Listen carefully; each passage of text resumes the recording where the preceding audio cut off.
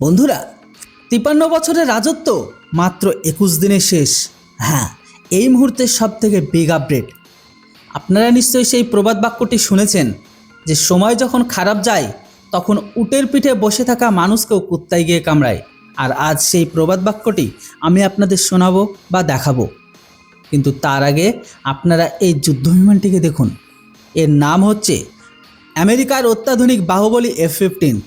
আপনাদের মধ্যে অনেকেই হয়তো একে চেনেন, আবার অনেকেই জানেন। আমেরিকার অত্যন্ত পুরনো একটি যুদ্ধবিমান ছিল এটি। ১৯৭২ সালে এটি প্রথমবার আকাশে ডানা মেলেছিল। সেই থেকে আজ পর্যন্ত দীর্ঘ ৫৩ বছর কেটে গেছে।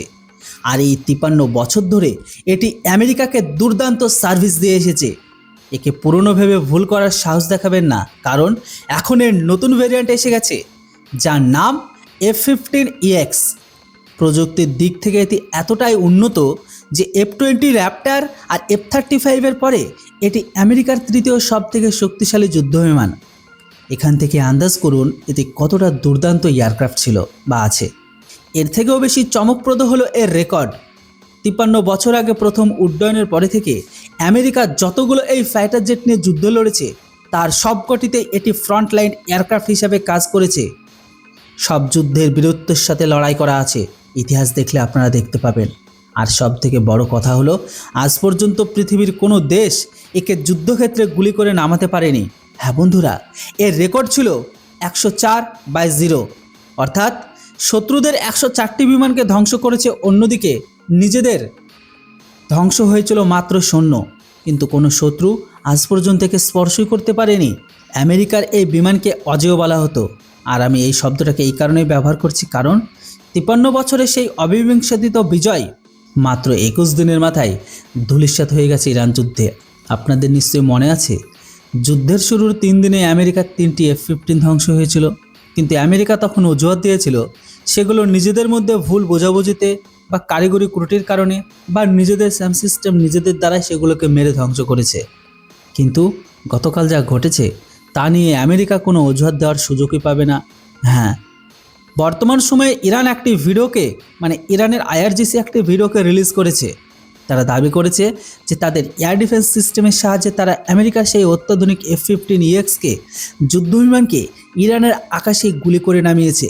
হ্যাঁ, এই বিমানটি যখন ইরানে বোমাবর্ষণ করছিল ঠিক তখনই ইরানকে কেবল ইন্টারসেপ্টই করেনি, বরং ইন্টারসেপ্টর মিসাইল দিয়ে আকাশে গুড়িয়ে দিয়েছে। যদিও মার্কিন সেনাবাহিনী এখনও নিশ্চিত করেনি, কারণ ঘটনাটি মাত্র কয়েক ঘন্টা আগের। অজুহাত তৈরি করতে তাদের একটু সময় তো লাগবেই না। তবে বর্তমানে ইরান যে ধরনের প্রমাণ সামনে রেখেছে তাতে অজুহাত দেওয়ার কোনো অবকাশে আছে বলে আমার তো মনে হয় না। কেননা এই বিমানটির পক্ষে সাফাই গাওয়ার আগে আপনাকে ইরানের প্রশংসা করতেই হবে। ইরানের কাছে আহামরি কোনো এয়ার ডিফেন্স সিস্টেম নেই, যা আছে তা হলো অসাধারণ রণকৌশল। আর এই রণকৌশলের জেরেই তারা তাদের কাছে থাকা সাধারণ মানের সিস্টেম দিয়ে বিশ্বের অন্যতম সেরা বিমানকে ভূপাতিত করেছে।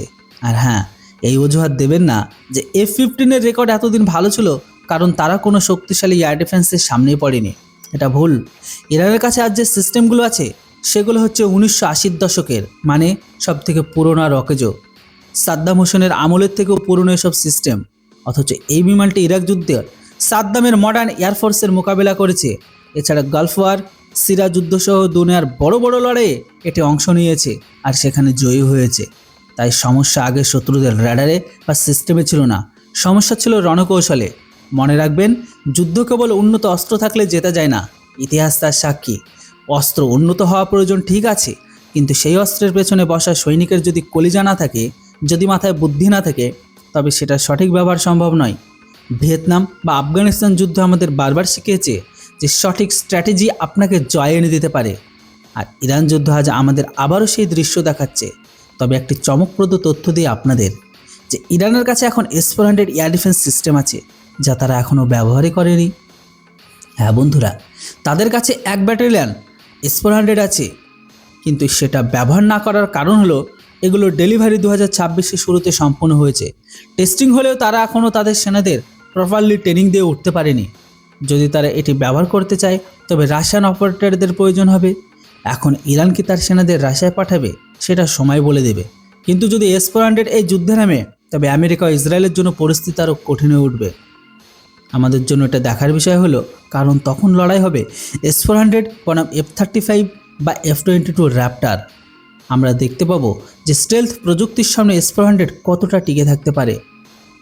তবে যেটাই হোক, পুরোপুরি খবরের ওপর আমাদের নজর আছে যে S-400 মতন হওয়া মাত্র আমি আপনাদের সবার আগে জানিয়ে দেব।